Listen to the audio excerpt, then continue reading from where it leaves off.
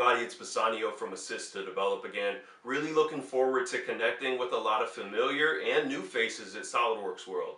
I don't fly in till Monday night. I know a lot of you are flying in over the weekend. So I'll see all of you on Tuesday and Wednesday. So if you see the hat, please stop and introduce yourself if we haven't met.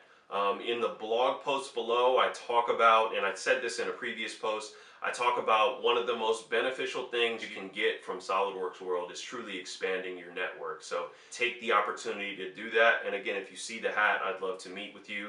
And I may ask you to sit down for a brief interview.